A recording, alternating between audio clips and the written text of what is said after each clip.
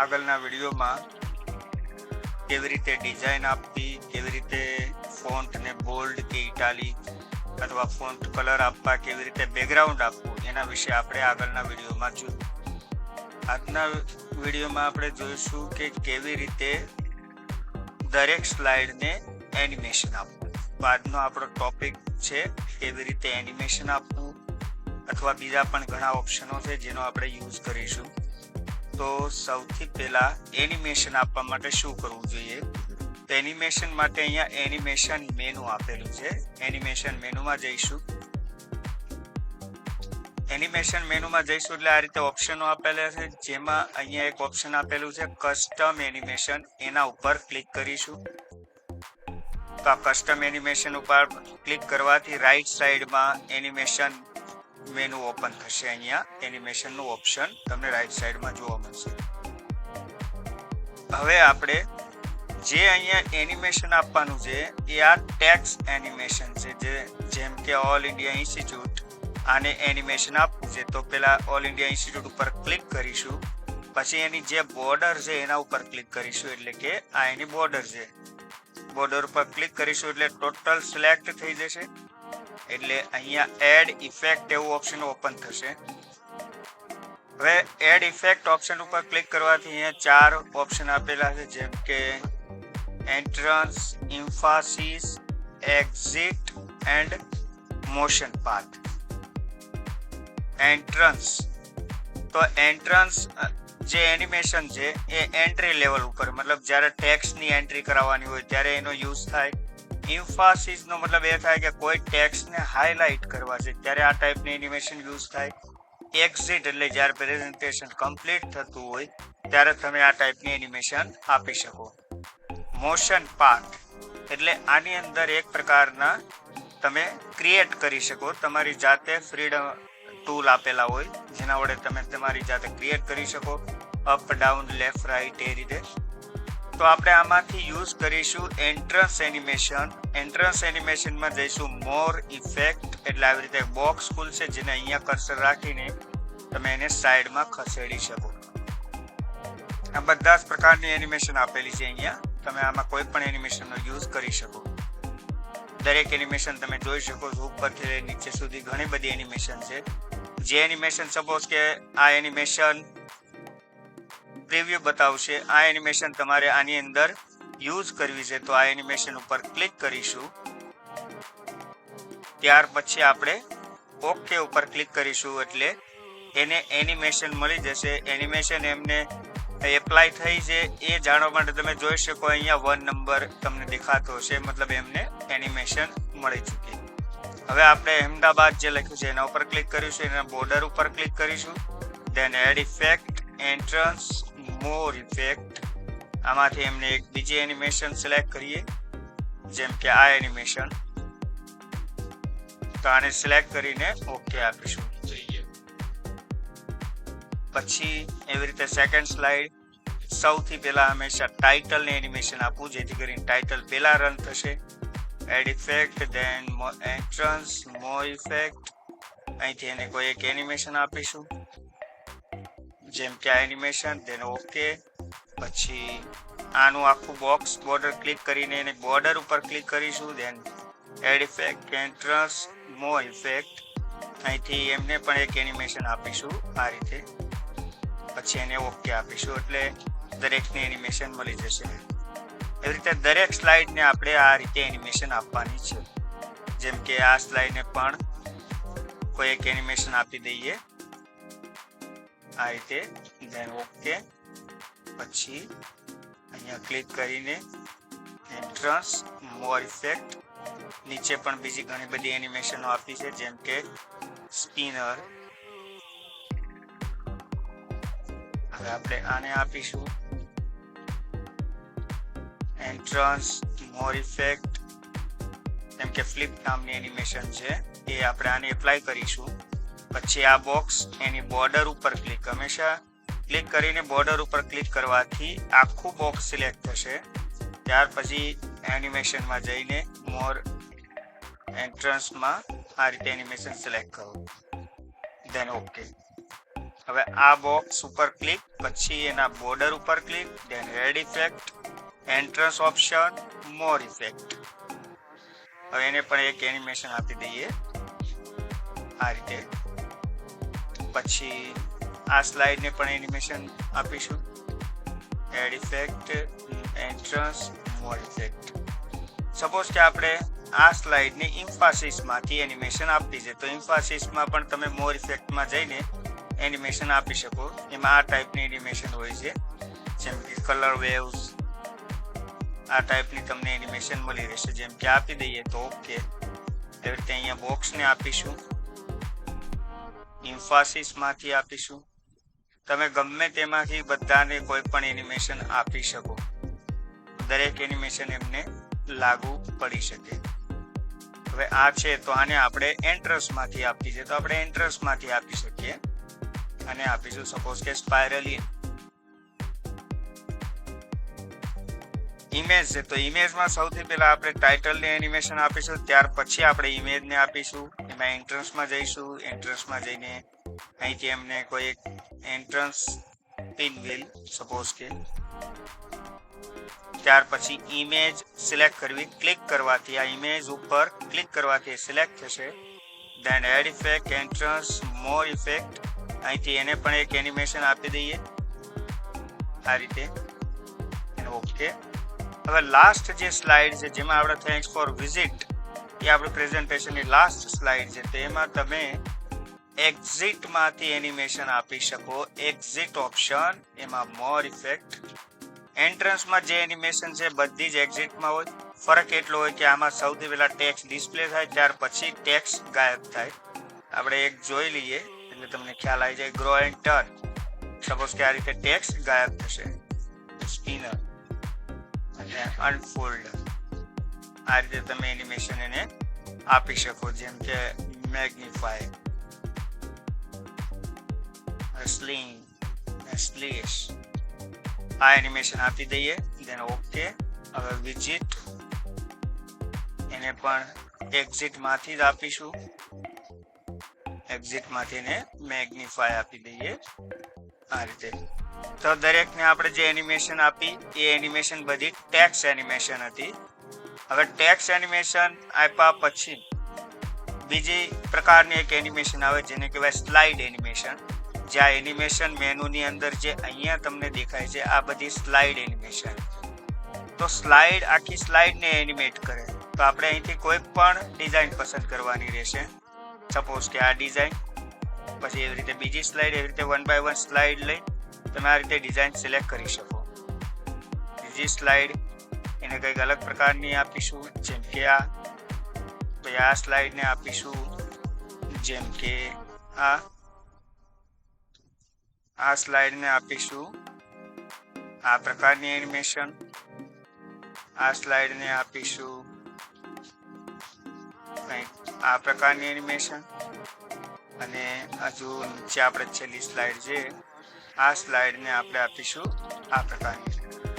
તો આ slide animation કહેવાય. તો આપણે આ જે આપીએ સ્લાઇડ એનિમેશન, અહીંયા ક્લિક કરીને જે અહીંયા આવવાથી જે એનિમેશન આપીએ ટેક્સ્ટ એનિમેશન. હવે જ્યારે આપણે એનિમેશન આપી દીધા પછી આપણે પ્રેઝન્ટેશનમાં આપણી સ્પીચ, રેકોર્ડેડ કરેલી સ્પીચ આની સાથે જોઈન્ટ કરવી છે અથવા કોઈ મ્યુઝિક જોઈન્ટ કરવું છે, તો એ સાઉન્ડ ઇફેક્ટ આપવા માટેનું ઓપ્શન પણ એનિમેશન મેનુની અંદર જ છે, જે અહીંયા આપેલું છે ટ્રેડિશનલ સાઉન્ડ. એમાં તમે જ્યારે ક્લિક કરશો એટલે બેઝિક સાઉન્ડ અહીંયા આપેલા છે, જેમ કે arrow, bomb, freeze, camera, click. તો આમાંથી કોઈ પણ સાઉન્ડ તમે લઈ શકો. તો આ રીતે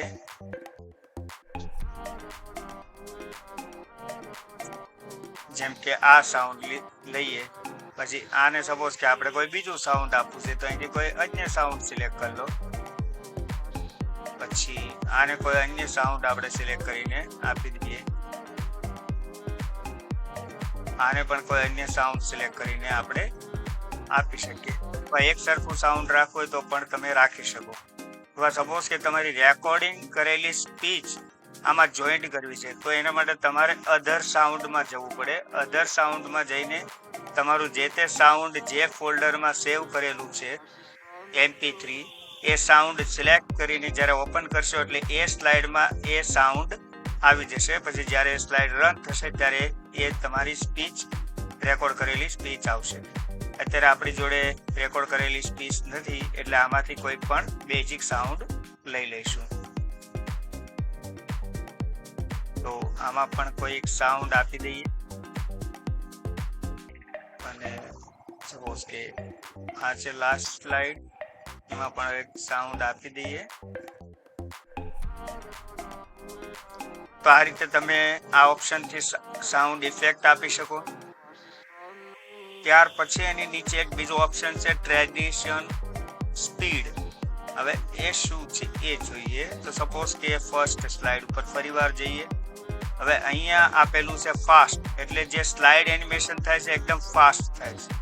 અગર તમે અહીંથી સ્લો સિલેક્ટ કરો તો એકદમ સ્લો એનિમેશન થશે. અગર તમે અહીંથી મીડિયમ સિલેક્ટ કરશો તો મીડિયમ થશે, અને અગર તમે અહીંથી ફાસ્ટ સિલેક્ટ કરશો તો ફાસ્ટ થશે. તો અહીંથી તમારે સ્લાઇડ એનિમેશન કઈ ટાઈપની રાખવી છે, સ્લો, મીડિયમ, ફાસ્ટ, એ તમે અહીંથી સિલેક્ટ કરી શકો. હવે આપણે જ્યારે આ પ્રેઝન્ટેશનને રન કરીએ તો રન કરવા માટેના બે ઓપ્શન છે. એક તો સ્લાઇડ શો મેનુમાં તમે ફ્રોમ બિગિનિંગ આ ઓપ્શન ઉપર ક્લિક કરીને પણ તમે રન કરી શકો, અથવા એની શોર્ટકટ કી છે F5 કીબોર્ડ પરની F5 પ્રેસ કરવાથી પણ આ રીતે પ્રેઝન્ટેશન રન થશે. પ્રેઝન્ટેશન રન થયા પછી એને આગળ લઈ જવા માટે તમે માઉસ વડે ક્લિક અથવા તો કીબોર્ડની એરો કી ક્લિક કરવાથી પણ, અથવા કોઈ પણ કી ક્લિક કરવાથી આગળ વધશે. તો આ રીતે આગળ વધી શકે. તો આ પ્રમાણે પ્રેઝન્ટેશન તમે રન કરી શકો. જે એનિમેશન તમે આપી છે, સ્લાઇડ એનિમેશન, ટેક્સ્ટ એનિમેશન આમાં તમને જોવા મળશે. આ રીતે તમે પ્રેઝન્ટેશનને રન કરી શકો.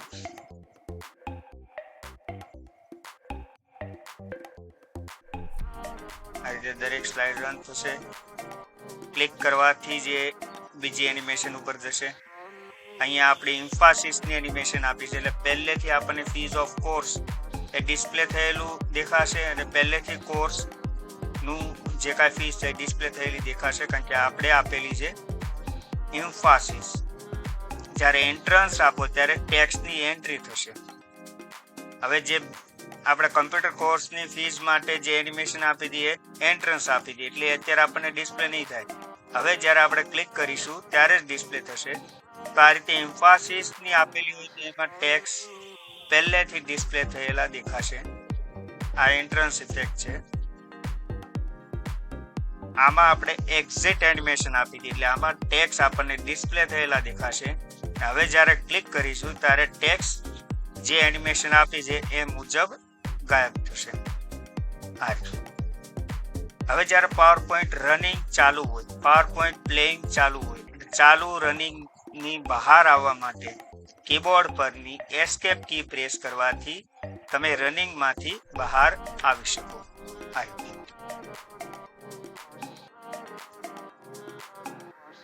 તો આ પ્રમાણે આપણે એનિમેશનો આપી. હવે સ્લાઇડ શો મેનુમાં એક મહત્વનું ઓપ્શન છે હાઇડ સ્લાઇડ. સપોઝ કે આપણી સ્લાઇડો 30-40 જેટલી સ્લાઇડ છે, પરંતુ અમુક જગ્યાએ જ્યારે આપણે પ્રેઝન્ટેશન રજૂ કરીએ એમાં અમુક સ્લાઇડ આપણે હાઇડ રાખવી છે, અને એ સ્લાઇડ આપણે ડિસ્પ્લે થવા નથી દેવી, મતલબ જ્યારે રન થાય ત્યારે ડિસ્પ્લે ના થવી જોઈએ. તો તમે અહીંથી હાઇડ કરી શકો. સપોઝ કે આ સ્લાઇડ છે જેને આપણે હાઇડ રાખીશું, તો આ સ્લાઇડ ઉપર ક્લિક કરો અને સ્લાઇડ શો મેનુમાં જઈને હાઇડ સ્લાઇડ ઉપર ક્લિક કરો. હવે આ સ્લાઇડ હાઇડ થઈ ગઈ છે. તમે જ્યારે એને રન કરશો F5 પ્રેસ કરીને, એટલે પહેલી સ્લાઇડ દેખાશે. સેકન્ડ નંબરની સ્લાઇડ આપણને ડિસ્પ્લે થશે નહીં, ડાયરેક્ટ ત્રીજા નંબરની સ્લાઇડ આપણને ડિસ્પ્લે થશે. તો આ રીતે હાઇડ કરી શકાય. હવે એ સ્લાઇડને ડિસ્પ્લે કરાવી છે, અનહાઇડ કરવી, તો ફરી એ સ્લાઇડ ઉપર ક્લિક કરો. સ્લાઇડ શો મેનુમાં જઈને હાઇડ સ્લાઇડ ઉપર ફરીવાર ક્લિક કરવાથી એ અનહાઇડ થઈ જશે. તો આ પ્રમાણે તમે એને હાઇડ અને અનહાઇડ કરી શકો. પછીનું એક મહત્વનું ઓપ્શન એનિમેશન મેનુમાં છે કે અત્યાર સુધી આપણે F5 પ્રેસ કરીને સ્લાઇડને રન કરવા માટે આપણે કોઈ પણ કીનો ઉપયોગ કરતા. સપોઝ કે યા તો માઉસની બટન યા તો કીબોર્ડનું એરો કીથી આપણે સ્લાઇડને 1 by 1 રન કરતા. પરંતુ ઓટોમેટિકલી સ્લાઇડને જો રન કરવી હોય તો એને કહેવાય ટાઈમિંગ સેટ કરવું. તો ટાઈમિંગ સેટ કરવા માટે એનિમેશન મેનુની અંદર અહીંયા એક ઓપ્શન છે ઓટોમેટિકલી આફ્ટર, એને ટિક કરો. સૌથી પહેલા પ્રથમ સ્લાઇડ એને ટિક કરો. અહીંયા એમને સેકન્ડ અથવા મિનિટ આપી દો કે કેટલી મિનિટ સુધી ચાલુ રાખવું. સપોઝ કે અહીંયા 10 મિનિટ એટલે આ 10 સેકન્ડ સુધી ચાલુ રહેશે. પછી બીજી સ્લાઇડને ફરીવાર ટિક કરીને એને આપી દઈએ 10 સેકન્ડ. ત્રીજી સ્લાઇડને અહીંયા ટિક કરીને આપી દઈએ 10 સેકન્ડ. ચોથી સ્લાઇડને ટિક કરીને આપી દઈએ 10 સેકન્ડ. તો આપણે પહેલેથી 4 સ્લાઇડને આપણે ઓટોમેટિક ટાઈમિંગ આપ્યું છે. હવે આપણે રન કરીશું તો આપણે કીબોર્ડ પરની ક્લિક કરવાની જરૂર રહેશે નહીં. ઓટોમેટિક રન થશે. કીબોર્ડ કે માઉસની ક્લિક કરવાની જરૂર નથી. ઓટોમેટિક 1 by 1 સ્લાઇડ ચેન્જ થશે. 4 સ્લાઇડ સુધી આપણે ટાઈમિંગ આપ્યું છે એટલે 4 સ્લાઇડ સુધી ઓટોમેટિકલી રન થશે. 5મી સ્લાઇડથી આપણે ક્લિક કરવાનું રહેશે. તો આપણે જોઈએ આ બીજા નંબરની સ્લાઇડ છે. હવે આ ત્રીજા નંબરની સ્લાઇડ રન થાય છે એ બી ઓટોમેટિક.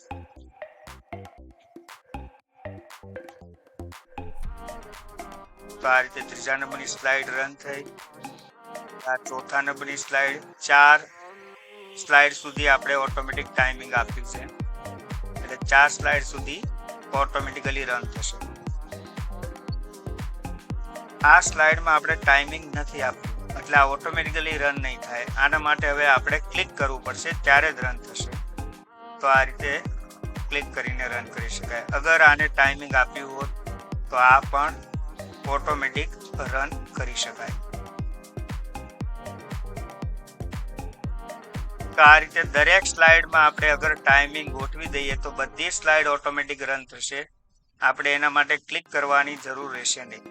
તો પાવર પોઈન્ટ પ્રેઝન્ટેશનની અંદર જે મહત્વના પોઈન્ટ હતા એ આપણે આ વિડીયોની અંદર કવર કરેલા છે. આ રીતે તમે પાવર પોઈન્ટ પ્રેઝન્ટેશન બનાવી શકો અને આ પ્રમાણે તમે કમ્પ્લીટ કરી શકો. આગળના વિડીયો જે આપેલા છે પાવર પોઈન્ટના 1 by 1 તમે જોઈને પાવર પોઈન્ટનું આખું પ્રેઝન્ટેશન કમ્પ્લીટ કરી શકો.